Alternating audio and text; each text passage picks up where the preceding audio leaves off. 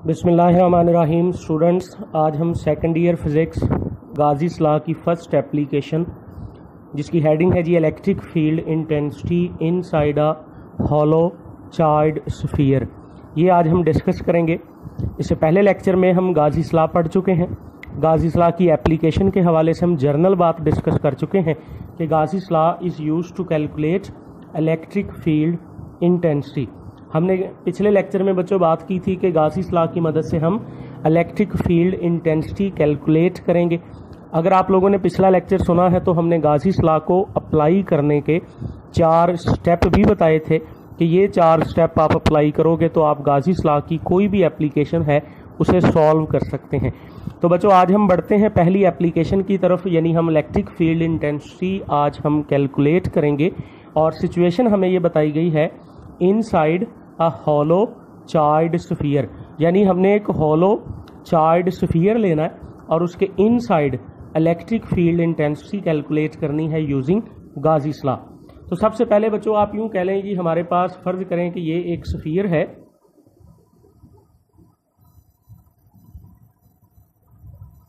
और इस स्फीयर की सरफेस पे चार्ज है। मतलब आप यूं कह लें कि इस स्फीयर की जो आउटर सरफेस है वो पॉजिटिवली चार्ज है और जो पॉजिटिव चार्ज है वो यूनिफॉर्मली डिस्ट्रीब्यूटेड है।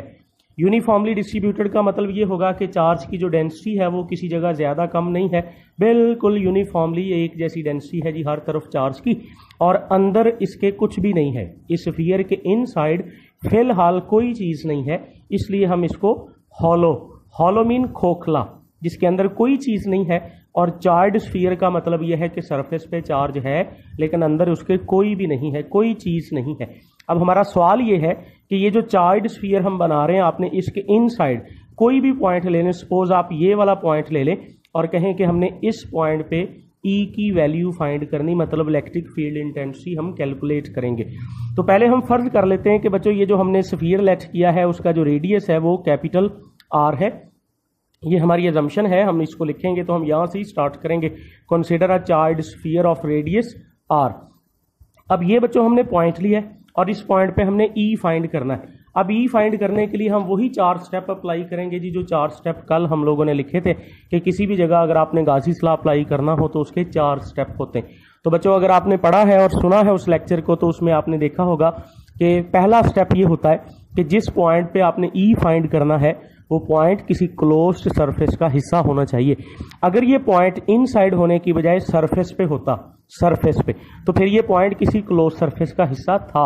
लेकिन हमने चूंकि इनसाइड पॉइंट लिया है तो वहां कोई क्लोज सरफेस नहीं है, वो तो खाली जगह है।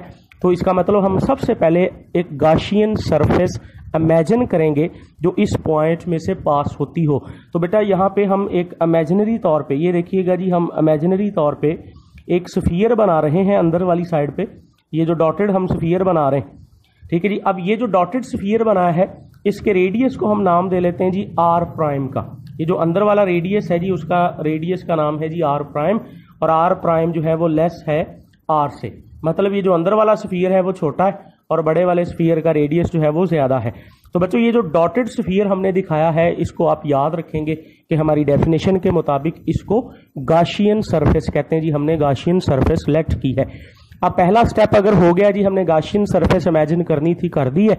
अब दूसरा स्टेप बच्चों ये है कि आपने इस गाशियन सरफेस के इनसाइड जितना चार्ज है उसे फाइंड करना है। तो अगर मैं यहां पे लिखूं जी charge enclosed in Gaussian surface,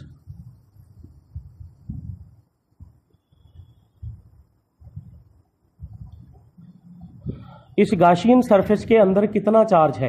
तो जैसा कि बच्चों आपको पता है जी, हमने शुरू में कहा था कि आपके स्फीयर के अंदर तो कोई चार्ज था ही नहीं, वो तो अंदर से खोखला था। तो इसका मतलब आपकी गाशियन सरफेस यानी जो आपने स्फीयर बनाया है इमेजिनरी तौर पे, इसके अंदर अगर हम चार्ज की बात करें ना तो बच्चों चार्ज की वैल्यू होगी 0। ये दूसरा स्टेप हो गया, हमने अपनी गाशियन सरफेस के इनसाइड जो चार्ज बनता है जो कि 0 है उसे हमने फाइंड कर लिया। फिर बच्चों तीसरा स्टेप, उन 4 स्टेप में से अगर हम बात करें तो फिर इससे अगला स्टेप होता है कि हम गाज़ीज़ लॉ का फार्मूला लिखेंगे जी। यूं कह लें जी अप्लाइंग गाज़ीज़ लॉ, अप्लाइंग गाज़ीज़ लॉ। तो बच्चों गाजीस लॉ अगर हम अप्लाई करेंगे तो गाजीस लॉ का फार्मूला होता है phi is equal to 1/ε0 multiplied by total charge. अब आपने जहन में ये रखना है कि ये गाजीस लॉ का फार्मूला हम अपनी गाशियन सरफेस पे अप्लाई कर रहे हैं। तो बच्चों जिस सरफेस पे आप अप्लाई करते हैं गाजीस लॉ, आपने इस क्यू की जगह उस सरफेस के अंदर जितना चार्ज होता है वो लिखना होता है। अगर हम अपनी गाशियन सरफेस पे अप्लाई कर रहे हैं तो हम यहाँ चार्ज की जगह भी वो चार्ज लिखेंगे जो हमारी गाशियन सरफेस के इनसाइड है। जैसा कि आपको नजर आ रहा है कि गाशियन सरफेस के इनसाइड चार्ज 0 है, तो आप यहाँ फाई इज इक्वल टू 1/ε0, तो चार्ज की जगह पुट करोगे बच्चों 0, और यूं बच्चों आपका टोटल फ्लक्स आ जाएगा 0। और ये वो फ्लक्स है जी जो आपने कैलकुलेट किया है यूजिंग गाजीस लॉ। अब आपको स्टेप नंबर 4 पे जाने से पहले हम तीनों स्टेप को रिवाइज कर दें कि पहला स्टेप होता है जी गाशियन सरफेस को इमेजिन करना, दूसरा स्टेप होता है गाशियन सरफेस के इनसाइड चार्ज फाइंड करना, तीसरा स्टेप होता है जी आप गाजीस लॉ की यूज करेंगे और उसके अंदर जो फ्लक्स है जी उसे फाइंड करेंगे। देखो बच्चों ये जो काम है 4 यही होंगे। अब किसी की बुक पे कोई बच्चा पढ़ेगा, कोई उसने हो सकता है गाजीस लॉ पहले लिख के रख लिया हो, वो बाद में चार्ज फाइंड करके पुट करे, तो इससे कोई इशू नहीं है। हम अपनी तरतीब से बात करें कि हम पहले चार्ज फाइंड करके रख लेंगे, फिर गाजीस लॉ का फार्मूला लगाएंगे और उसको चार्ज की जगह उसकी वैल्यू पुट कर देंगे। अब आखिरी स्टेप की तरफ बढ़ते हैं और आखिरी स्टेप ये है कि हम फ्लक्स का फार्मूला अप्लाई करेंगे, फ्लक्स जो के बराबर होता है E डॉट ए के, E डॉट ए, और इसे आप इक्वेशन नंबर 2 कहोगे।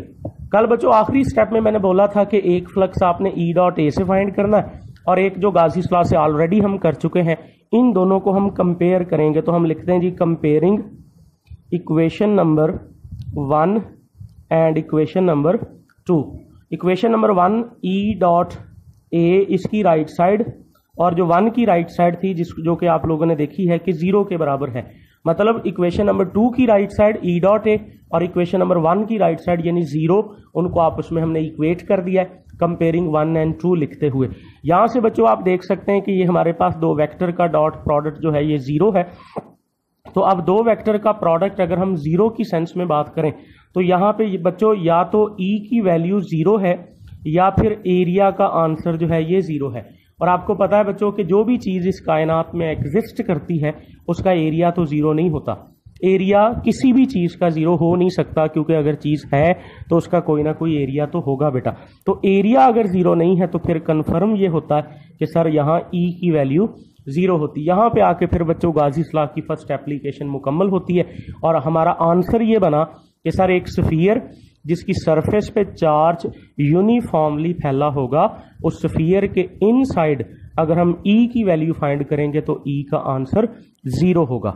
इनसाइड E का आंसर जो होगा बच्चों ये 0 होगा। और लास्ट पे जाके वैसे तो टेक्स्ट बुक के हिसाब से बात करें तो ये बच्चों E की वैल्यू पे खत्म हो गया, और साइड नोट्स एक बॉक्स बना हुआ है, उससे हम यूजेस लेंगे कि प्रैक्टिकल लाइफ में ये जो टेक्निक हमने पढ़ी है कि सरफेस पे चार्ज अगर आ भी जाए तो अंदर वाली साइड पे E का इफेक्ट 0 होता है, इसको प्रैक्टिकल लाइफ में हम यूज करते हैं। मसलन मिसाल के तौर पे आप एक कंप्यूटर को खरीदते हैं, कंप्यूटर का जो CPU होता है, CPU के अंदर आप जानते हैं बच्चों एक मदरबोर्ड है जिसके ऊपर वो सारे इलेक्ट्रॉनिक डिवाइसेस लगी होती हैं जिन्होंने मिलकर कंप्यूटर का फंक्शन परफॉर्म करना होता है। अब वो जो इलेक्ट्रॉनिक डिवाइसेस होती हैं उनको इलेक्ट्रिक फील्ड से फर्क पड़ता है, मतलब अगर आप एक्सटर्नली को फील्ड अप्लाई करोगे तो उनकी वर्किंग पे फर्क आएगा। तो हम क्या करते हैं जी, हम फर्ज करें मदरबोर्ड ओपन रख देते हैं जी एक टेबल पे, तो हवा के अंदर ना चार्जेस होते हैं, स्ट्रे चार्जेस होते हैं जो मुख्तलिफ प्रोसेस से जनरेट हुए होते हैं। वो जो चार्जेस होंगे वो चार्जेस आके उसके फंक्शनिंग को अफेक्ट करेंगे। तो इसलिए आपने देखा होगा ये CPU हो या टीवी वगैरह हो, इसको ओपन इलेक्ट्रॉनिक डिवाइसेस आपको नहीं दिए जाते हैं बल्कि मेटल बॉडी में बंद करके दिए जाते हैं। CPU भी आपने देखा है कि मेटल बॉडी में बंद, आपने टीवी वगैरह देखा है उसका भी खुला मदरबोर्ड नहीं होगा बल्कि उसके भी एक बॉडी होगी, मतलब उसको एक मेटल बॉडी में बंद करके दिया जाएगा। तो सवाल ये है कि सर ये जो CPU होता है, ये जो टीवी एक्सेट्रा होते हैं, इस तरह की इलेक्ट्रॉनिक डिवाइसेस जो होती हैं ये मेटल बॉडी में क्यों बंद होती हैं? तो आंसर ये होगा ताकि इनको हवा के स्ट्रे चार्जेस से बचाया जा सके। स्ट्रे मीन आवारा होता है, आवारा चार्जेस जो हवा में है उनसे बचाया जा सके। आप मेटल बॉडी में रखोगे तो आप कहीं भी उसको रख दें, अगर हवा में चार्ज हुआ भी तो आके वो सरफेस पे टकराएगा, सरफेस पे चार्ज आएगा, लेकिन इनसाइड ई का इफेक्ट कितना रहेगा, जीरो। जैसे स्फीयर की सरफेस पे चार्ज आया लेकिन अंदर ई का इफेक्ट जो है वो जीरो रहा। तो ऐसी शेप जो होती हैं, ऐसी जो बॉडीज होती हैं बच्चों, उनको फैराडेज केजिस कहते हैं। केज मीन पिंजरा, ठीक है जी। फैराडेज केजिस से मुराद ऐसी स्ट्रक्चर्स आप कह लें, ऐसी शेप्स कह लें मेटल बॉडीज की, कि जिसको हम बनाएंगे तो सरफेस पे अगर चार्ज आ भी जाएगा तो अंदर वाली ई का इफेक्ट जो है वो जीरो रहेगा। तो ऐसी मेटल बॉडी या ऐसी जो सरफेस होगी उसे हम फैराडे केजिस का नाम देंगे। तो बच्चों ये हमारा टॉपिक कंप्लीट होता है। गाजीस लॉ की फर्स्ट एप्लीकेशन आप एक लॉन्ग क्वेश्चन के तौर पे इसको प्रिपेयर करोगे और लास्ट में यूजेस की हेडिंग में आई हुई बात आपसे शॉर्ट क्वेश्चन पूछा जा सकता है कि ये जो टीवी होता है, ये जो सीपीयू होता है, इसे मेटल बॉडी में इनक्लोज क्यों किया जाता है। तो वो मैंने आपको बताया, इसको भी बच्चों आपने याद कर लेना जी। शुक्रिया।